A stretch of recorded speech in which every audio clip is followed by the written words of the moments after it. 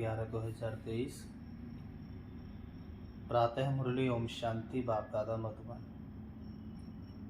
आज बाबा ने कहा, मीठे बच्चे, देह सहित यह सब कुछ खत्म होने वाला है, इसलिए तुम्हें पुरानी दुनिया के समाचार सुनने की दरकार नहीं। तुम बाप और बरसे को याद करो। अब हम जिन दुनिया के समाचारों को सुनकर के जो अपने मन के अंदर विचार लाते हैं या हमारे मन के अंदर विचार क्रिएट होते हैं, वो सब करने की ज़रूरत नहीं है। ज़्यादा समाचार सुनने की ज़रूरत नहीं है, क्योंकि आजकल बहुत ज़्यादा दुख भरे समाचार होते हैं, नेगेटिव समाचार होते हैं, और हम लोग सुबह जगते जगते ही समाचार सुन लेते हैं, तो सारा दिन हमारे मन के अंदर वही द्वंद्व चलता रहता है, वही दुख की फीलिंग आती रहती है। क्योंकि परमात्मा इशारा कर रहा है कि एक दिन तो सारी दुनिया में परिवर्तन होता ही है, तो वो परिवर्तन का समय तो नज़दीक है ही। इसलिए अपने मन को पहले प्रभु चिंतन से, आत्मचिंतन से भरपूर करें। नेगेटिव न्यूज़ ये सारी चीज़ें ना देखें। तो दुनिया की समाचारों में दुख दर्द के अलावा कुछ दूसरी चीज़ है नहीं है, इतना ध्यान दे करके चलें। प्रश्न है, श्रीमत के लिए गायन कौन सा है? श्रीमत पर चलने वालों की निशानी सुनाओ। उत्तर है, श्रीमत के लिए गायन है, जो खिलाएंगे, जो पहनाएंगे, जहाँ बिठाएंगे वही करेंगे। श्रीमत पर चलने वाले बच्चे बाप की हर आज्ञा का पालन करते हैं, उनसे सदा श्रेष्ठ कर्म होते हैं। वे कभी श्रीमत में अपनी मनमत मिक्स नहीं करते, उनमें राइट और रॉन्ग की समझ होती है। गीत है, बनवारी रे मेरा जीने का सहारा तेरा नाम रे, ओम शांति। ये गीत किसका है? तो यहाँ परमात्मा बताते हैं कि ये आत्मा रूपी बच्चों का गीत है, गॉड फादर परमात्मा के लिए। कोई गीत ऐसे भी होते हैं जिसमें बाप बच्चों को समझाते हैं, लेकिन इस गीत में बच्चे कहते हैं कि बाबा अब तो हम समझ गए, दुनिया को तो पता नहीं कि कैसे ये झूठी दुनिया है, झूठे बंधन हैं, यहाँ सब दुखी हैं, तब तो ईश्वर को याद करते हैं। सतयुग में तो ईश्वर से मिलने की बात ही नहीं है, यहाँ दुख है तब आत्माओं को याद पड़ता है, परंतु ड्रामा अनुसार बाप मिलते ही तब हैं जब स्वयं आते हैं। अब दुनिया में लोग समझते हैं कि सतयुग से ही ईश्वर को याद करते आए हैं, भगवान वरदान देते आए हैं, मिलते आए हैं, परंतु शास्त्रों में एक जगह इसका भी एक वृत्तांत दिया हुआ है कि एक बार कलयुग और राजा परीक्षित की जहाँ मुलाकात होती है, तो उस समय कलयुग अपने बारे में बताता है कि प्रभु हम 4 भाई हैं, सतयुग, त्रेता, द्वापर, कलयुग। और सतयुग में भगवान नहीं मिलते, त्रेता में भी भगवान नहीं मिलते हैं, द्वापर में यदि कोई 10,000 वर्ष तपस्या करेगा तो भगवान मिलता है। 10,000 वर्ष की किसी की उम्र नहीं होती जो कि द्वापर में भगवान मिले। इसलिए बचता हूँ मैं कलयुग, और कलयुग के अंदर ही परमात्मा को मिलने का विधान है। कलयुग में यदि कोई प्राणी प्रभु को याद करता है तो उसे भगवान मिलता है। और इस बात को सुनकर के राजा परीक्षित ने कलयुग को छोड़ दिया।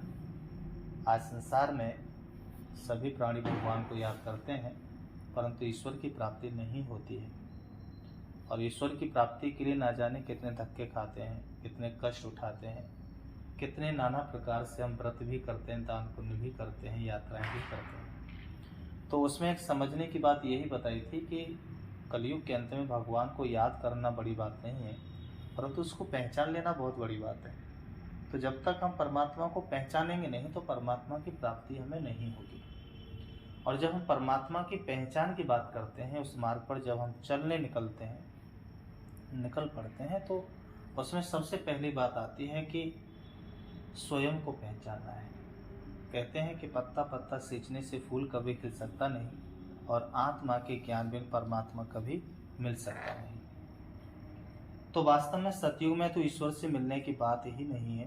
तो यहाँ दुख है तब आत्माओं को याद पड़ता है, परंतु ड्रामा अनुसार बाप मिलते ही तब है जब स्वयं आते हैं। बाकी और जो भी पुरुषार्थ करते हैं सब व्यर्थ हैं, क्योंकि ईश्वर को सर्वव्यापी मानते हैं, ईश्वर का रास्ता गलत बताते हैं। अगर कहें कि ईश्वर और उनकी रचना के आदि मध्य अंत को हम नहीं जानते हैं तो ये बोलना सच है। आगे ऋषि मुनि आदि सच बोलते थे, उस समय रजोगुणी थे, उस समय झूठी दुनिया नहीं कहेंगे। झूठी दुनिया नरक कलयुग अंत को कहते हैं। संगम पर कहेंगे यह नरक है और वह स्वर्ग है। ऐसे नहीं द्वापर को नर्क कहेंगे, उस समय फिर भी रजो प्रधान बुद्धि है। सतयुग में सतो प्रधान होते हैं, त्रेता में सतो होते हैं, और द्वापर जैसे आ जाता है तो आत्मा रजो प्रधान हो जाती है, और कलयुग में तमो, और कलयुग के अंत में आकर के आत्मा तमो प्रधान हो जाती है। भगवान कहते हैं उस समय फिर भी रजो प्रधान बुद्धि है, अभी तो है तमो प्रधान। तो हेल और हेविन संगम पर लिखेंगे। आज हेल है, कल हेविन होगा। यह भी बाप आकर समझाते हैं, दुनिया नहीं जानती कि इस समय कलयुग का अंत है। सब अपना अपना हिसाब किताब चुकतू कर अंत में सतो प्रधान बनते हैं, फिर सतो रजो तमो में आना ही है। अभी जो समय चल रहा है ये सभी का हिसाब किताब चुकतू करने का समय है। समस्याओं को देख करके, नाना प्रकार के विघ्नों को देख करके, घर अपने जीवन में अनेक बीमारियों का प्रवेश होने को देख करके तनाव में बिल्कुल नहीं आना है, परेशान नहीं होना है। स्वयं धरा पर भगवान ने आकर के बताया है कि यह दुखधाम है, समस्याओं का युग है। सभी आत्माओं ने जो 84 जन्मों का चक्र पूरा किया है, एक एक जन्म के कर्मों का हिसाब तब चुकता होने का टाइम चल रहा है। यदि ईश्वर को पहचान करके याद करेंगे तो इस दुख दर्द से मुक्त हो जाएंगे। भगवान कहते हैं कि रजो तमो में आना ही है। जिनका 1-2 जन्म का पार्ट है वह भी सतो रजो तमो में आते हैं, उन्हों का पार्ट ही थोड़ा है। इसमें बड़ी समझ चाहिए। दुनिया में तो अनेक मत वाले मनुष्य हैं, बाकी एक मत तो नहीं होती। हर एक का अपना अपना धर्म है, मत अपनी अपनी है। बाप का ऑक्यूपेशन अलग है, हर एक आत्मा का अलग है, धर्म भी अलग है, तो उनके लिए समझाने भी अलग चाहिए। नाम रूप देश काल सबका अलग है। देखने में आता है यह फलाने का धर्म है। हिंदू धर्म में तो सब कहते हैं, परंतु उनमें भी सब भिन्न भिन्न है। कोई आर्य समाजी, कोई सन्यासी, कोई ब्रह्म समाजी, सन्यासी आदि जो भी हैं सबको हिंदू धर्म में मानते हैं। हम लिखें कि हम ब्राह्मण धर्म के हैं अथवा देवता धर्म के हैं तो भी वे हिंदू में लगा देते हैं, क्योंकि और कोई सेक्शन तो उन्हों के पास है ही नहीं। तो हर एक का फॉर्म अलग अलग होने से मालूम पड़ जाएगा। और कोई धर्म वाला होगा तो इन बातों को मानेगा नहीं, फिर उनको इकट्ठा समझाना मुश्किल है।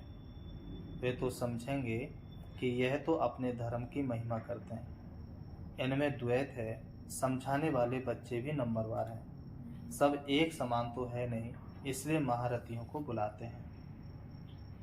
परमात्मा कहते हैं कि सब आत्मा एक जैसी तो है नहीं, और दुनिया वालों को ज्ञान भी सभी एक जैसा दे नहीं सकते।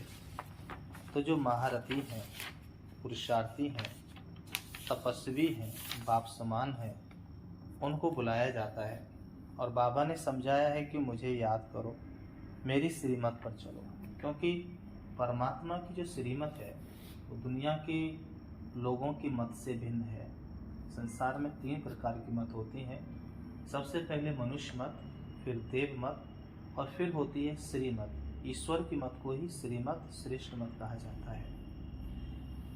हम शुरू से लेकर के अब तक मनुष्य मत पर चलते आए हैं, और मनुष्य मत मनुष्य को भटका देती है, जीवन की यात्रा में थका देती है।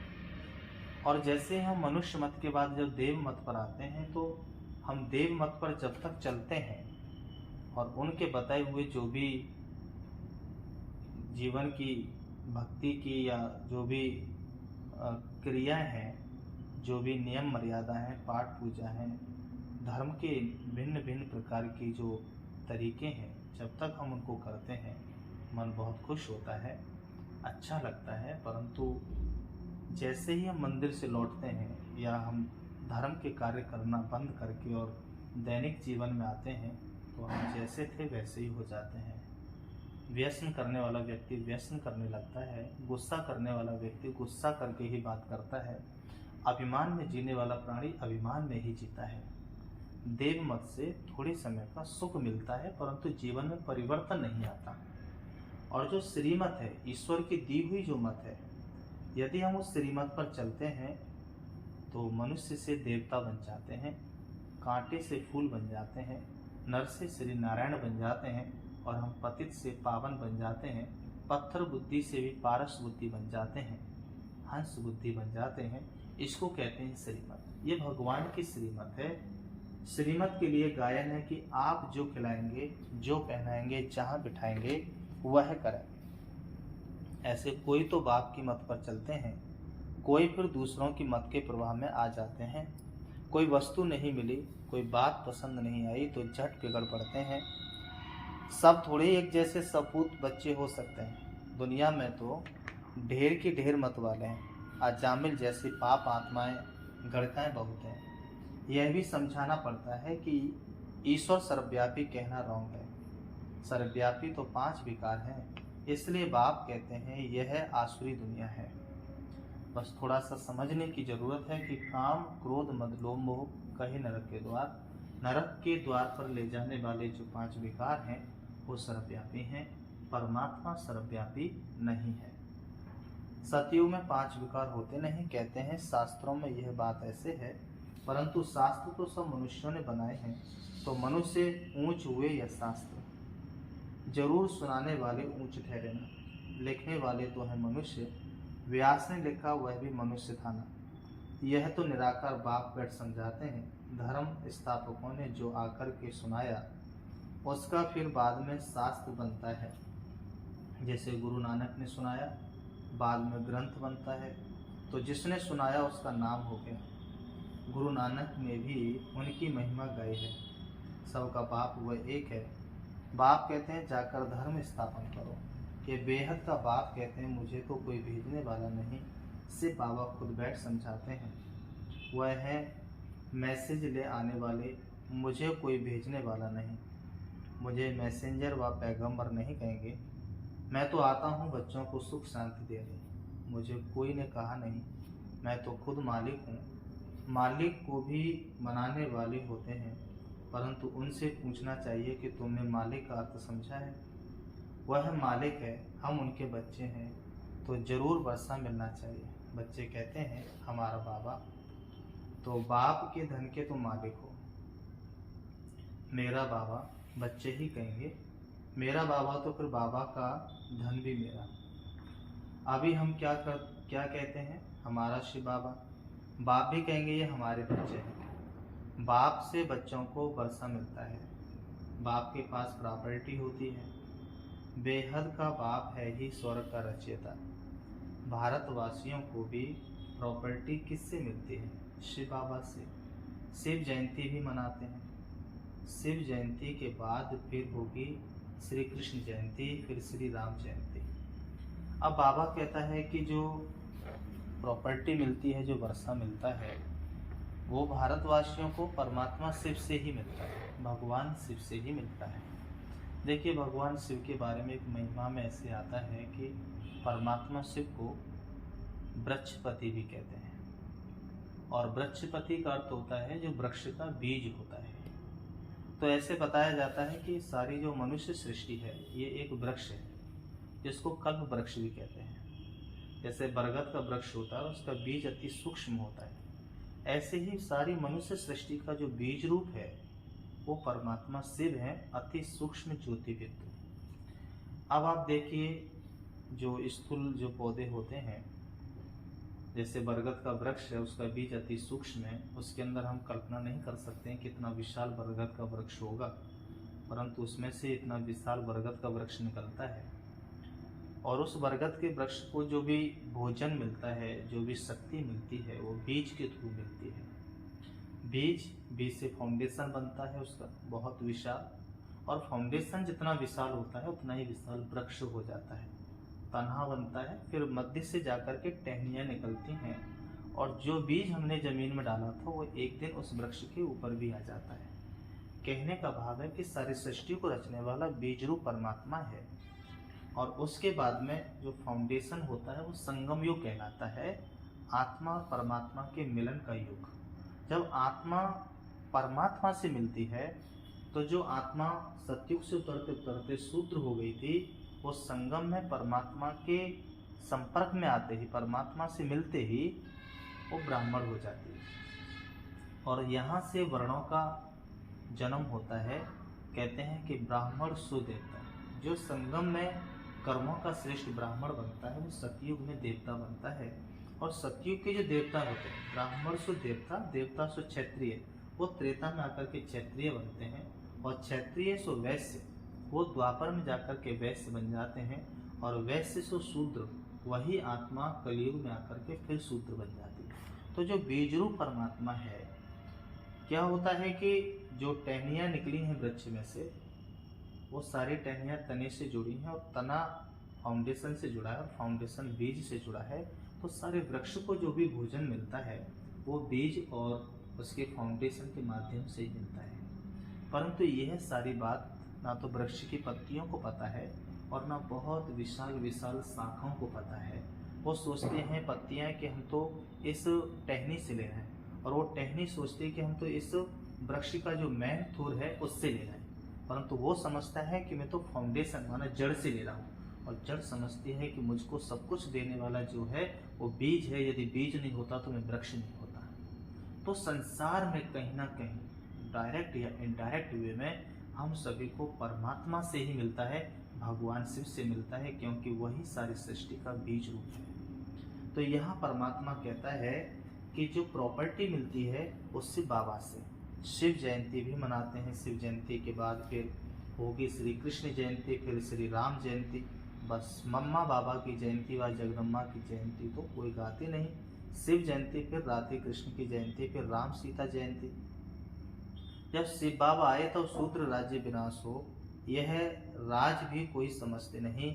बाप बैठ समझाते हैं, वह आते हैं जरूर। बाप को क्यों बुलाते हैं? श्री कृष्णपुरी स्थापन करने। तुम जानते हो शिव जयंती बरोबर होती है, शिव बाबा नॉलेज दे रहे हैं। आदि सनातन देवी देवता धर्म की स्थापना हो रही है। आदि सनातन देवी देवता धर्म की स्थापना हो रही है। शिव जयंती है बड़े से बड़ी जयंती, फिर है ब्रह्मा विष्णु शंकर। अब प्रजापिता ब्रह्मा तो मनुष्य सृष्टि में है, फिर रचना में मुख्य है लक्ष्मी नारायण। तो शिव है माता पिता, फिर माता पिता ब्रह्मा और जगत अम्मा भी आ जाते हैं। ये समझने और धारण करने की बातें हैं। पहले पहले समझाना है। बाप परमपिता परमात्मा आते हैं पतितों को पावन करने। वह नाम रूप से न्यारा हो तो उनकी जयंती कैसे हो सकती है? गॉड को फादर कहा जाता, फादर को तो सब मानते हैं। निराकार है ही आत्मा और परमात्मा। आत्माओं को साकार शरीर मिलता है। ये बड़ी समझने की बातें हैं। जो कुछ भी शास्त्रार्थ नहीं पढ़ा हुआ हो तो उसके लिए और ही सहज है। आत्माओं का बाप वह परम पिता परमात्मा स्वर्ग की स्थापना करने वाला है। स्वर्ग में होती है राजाई, तो जरूर उनको संगम पर आना पड़े। सतयुग में तो आ ना सके, वह प्रारब्ध 21 जन्मों का वर्षा संगम पर ही मिलता है। यह संगम युग है ब्राह्मणों का। ब्राह्मण है चोटी, फिर है देवताओं का युग। हर एक युग 1250 वर्ष का है। अभी 3 धर्म स्थापन होते हैं, ब्राह्मण, देवता, क्षत्रिय, क्योंकि फिर आधा कल्प कोई धर्म नहीं होता। सूर्यवंशी चंद्रवंशी पूजित थे, फिर पुजारी बन जाते हैं, और ब्राह्मण तो किस्म किस्म के होते हैं। अभी तुम अच्छे कर्म कर रहे हो जो फिर सतयुग में प्रारब्ध पाओगे। बाप अच्छे कर्म सिखलाते हैं। तुम जानते हो हम श्रीमत पर जैसे कर्म करेंगे, औरों को आप समान बनाएंगे तो उसकी प्रारब्ध मिलेगी। अभी सारी राजधानी स्थापन होती है। आदि सनातन देवी देवता धर्म की राजधानी होती है। यह है प्रजा का प्रजा पर राज्य, पंचायती राज्य है। अनेक पंच हैं, नहीं तो 5 पंच होते हैं। यहाँ तो सब पंच ही पंच हैं। सो भी आज हैं कल नहीं, आज मिनिस्टर हैं कल उनको उतार देते हैं। एग्रीमेंट कर फिर कैंसिल कर देते हैं। यह है अल्पकाल का क्षणभंगुर राज्य। किसको भी उतारने में देरी नहीं करते हैं। कितनी बड़ी दुनिया है। अखबारों से कुछ ना कुछ पता पड़ता है। इतने सब अखबार तो कोई पढ़ नहीं सकता। हमको इस दुनिया के समाचार की दरकार ही नहीं। यह तो जानते हैं देश सहित सब कुछ इस दुनिया का खत्म हो जाने वाला है। बाबा कहते हैं सिर्फ मुझे याद करो तो तुम मेरे पास आ जाएंगे। मरने के बाद सारा साक्षात्कार होगा। शरीर छोड़कर फिर आत्मा भटकती भी है, उस समय भी हिसाब किताब भोग सकते हैं। साक्षात्कार सब होता है, अंदर ही साक्षात्कार करते हैं, भोगना भोगते हैं, बहुत पछताते हैं कि हमने नायक ऐसा किया। पश्चाताप तो होता है ना। कोई जेल वर्ड होते हैं, वह कहते हैं जेल में खाना तो मिलेगा, मतलब खाना खाने से काम है, इज्जत की परवाह नहीं करते। तुमको तो कोई तकलीफ नहीं, बाप है तो बाप की श्रीमत पर चलना है, ऐसे भी नहीं किसको दुख देंगे, वह तो है ही सुखदाता। आज्ञाकारी बच्चे तो कहेंगे बाबा आप डायरेक्शन देंगे, तुम ही से बैठूं तुम ही से खाऊं। यह सिर्फ बाबा के लिए गाया हुआ है। भागीरथ अथवा नंदीगण भी मशहूर है। लिखा हुआ है ना, माताओं के सिर पर कलश रखा, तो वह है फिर गऊ दिखाते हैं, क्या क्या बातें बना दी हैं। इस दुनिया में कोई एवर हेल्दी हो नहीं सकता, अनेक प्रकार के रोग हैं, वहाँ कोई रोग नहीं है। ना कभी अकाली मृत्यु होती है, समय पर साक्षात्कार होता है। बूढ़ों को तो खुशी होती है, बूढ़े जब होते हैं तो खुशी से शरीर छोड़ते हैं। साक्षात्कार होता है कि हम जाकर बच्चा बनूंगा। परमात्मा समझा रहे हैं कि सतयुग के अंदर हर मनुष्य आत्मा की, देवात्माओं की जो आयु होती है वो 150 वर्ष की होती है, और सतयुग से आत्मा पाठ बजा करके जब एक समय त्रेता युग में आती है तो उसकी आयु 125 वर्ष की होती है, और जब वही आत्मा पाठ बजाते बजाते द्वापर में आती है तो उसकी आयु 100 वर्ष रह जाती है, और वही आत्मा द्वापर को भी पार करके और अपना पाठ बजाते बजाते जब कलयुग में आती है तो उसकी आयु 0 हो जाती है। कोई आयु नहीं कह सकते, बच्चे को बच्चा नहीं कह सकते, जवान को जवान नहीं कह सकते, बुजुर्ग को बुजुर्ग नहीं कह सकते। भगवान कहता है कि कलयुग के अंत में सभी की अवस्था वानप्रस्थ अवस्था होती है, कभी भी कोई भी शरीर छोड़ सकता है। बुजुर्ग बैठे हैं, जवान मौत हो जाती है, अकाली मृत्यु होने लगती है, अकाली मृत्यु का बाजार गर्म हो जाता है। तो वास्तव में परमात्मा कहता है अभी तुम जवानों को भी इतनी खुशी है कि हम शरीर छोड़ जाकर प्रिंस बनेंगे। हाँ, ये एक विशेष खुशी की बात है कि परमात्मा ने हमें बताया है कि हम परमात्मा से सतयुग का वर्षा ले रहे हैं, तो हमें खुशी होनी चाहिए कि अब हम शरीर छोड़ कर के सतयुग में जाके प्रिंस बनेंगे। खुशी है कि हम शरीर छोड़कर प्रिंस बनेंगे। बच्चे हो व जवान हो, मरना तो सबको है ना, तो सबको ये नशा रहना चाहिए कि हम जाकर प्रिंस बनेंगे। जरूर जब सर्विस करो तब तो बनो, खुशी होनी चाहिए। अभी हम पुराना शरीर छोड़ बाबा के पास जाएंगे, बाबा फिर हमको स्वर्ग में भेज देंगे। सर्विस करनी चाहिए। बच्चों ने गीत सुना, बंसीवाला श्री कृष्ण तो है नहीं, मुरली तो बहुतों के पास होती है, बहुत अच्छी अच्छी बजाते हैं, इसमें मुरली की बात नहीं है। तुम तो कहते हो श्रीमत एक बाप ही देते हैं, जब तक कोई बच्चा नहीं बनता तब तक यह बातें समझ भी नहीं सकता। और इसमें फिर श्रीमत पर चलने की बात है, अपनी मत पर चलने से थोड़ी ही ऊंच पद पा सकेंगे। बाप को जो जानते हैं वह है बाप का परिचय औरों को भी देंगे। बाप और रचना का परिचय देना है। किसको बाप का परिचय नहीं देते तो गोया खुद जानते नहीं। अपने को नशा चढ़ा हुआ है तो औरों को भी चढ़ाना है। अच्छा, तो फिर बाबा कहते मीठे मीठे सिकल दे बच्चों प्रति माता पिता बाप दादा का याद प्यार और गुड मॉर्निंग।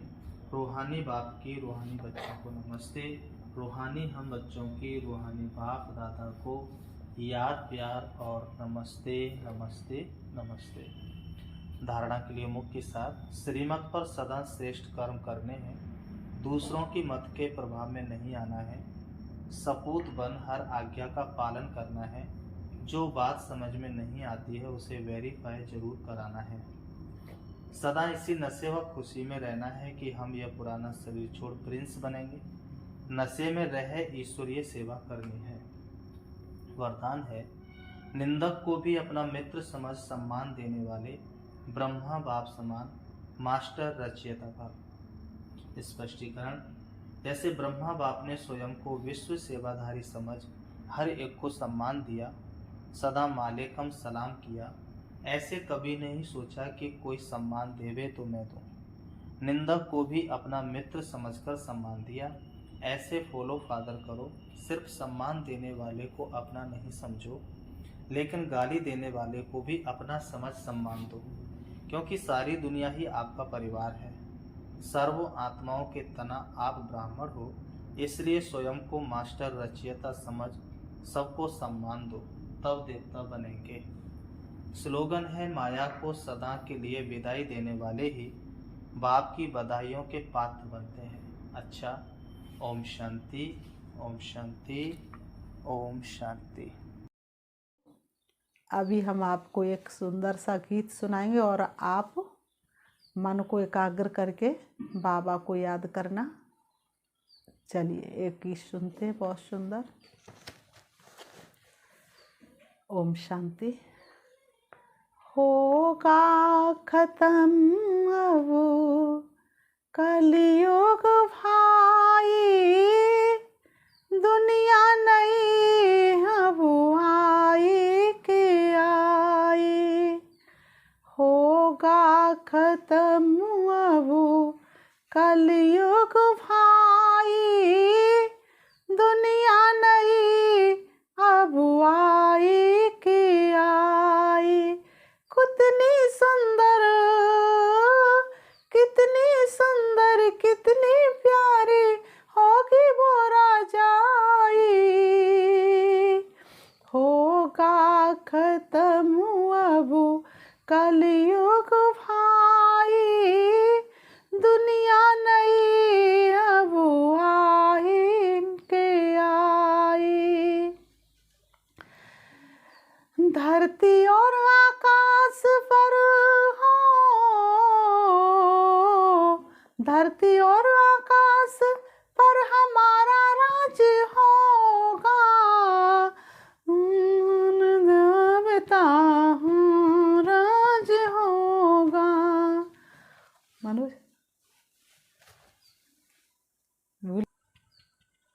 वक्त ने अपनी कलम से एक अजब इतिहास लिखा। ब्रह्मा ने शिव को धरती पर साकार देखा। पिता श्री का जीवन पढ़ लो, पिता श्री का जीवन पढ़ लो, इन्हें फरिश्ता कहते हैं। आओ तुम्हें बता दे साथी, किसे तपस्या कहते हैं, इन्हें फरिश्ता कहते हैं। चलते राह पसा ब्राह्मणता, शिव ने इनमें प्रवेश किया। दुनिया नई बनानी तुमको, ऐसा एक आदेश दिया, ऐसा एक आदेश दिया। छोड़ा माया का भी फंदा, छोड़ा हीरो का भी धंधा, सब पल में स्वाहा कर डाला। इसे अर्पण मेहता कहते हैं, इसे तपस्या कहते हैं। पिता श्री का जीवन पढ़ लो, इन्हें फरिश्ता कहते हैं। आओ तुम्हें बता दे साथी, इसे फरिश्ता कहते हैं। लाखों तूफान आए फिर भी पर्वत बन तुम डटे रहे। एक भरोसे एक सहारे, निश्चय पर तुम अड़े रहे, निश्चय पर तुम अड़े रहे। हुए अपने बेगाने, सारे कष्टे इन पे ताने, फिर भी चलते रहे सीना ताने। इसे सहनशीलता कहते हैं, इसे तपस्या कहते हैं। वो भी घड़ी आखिरी आई,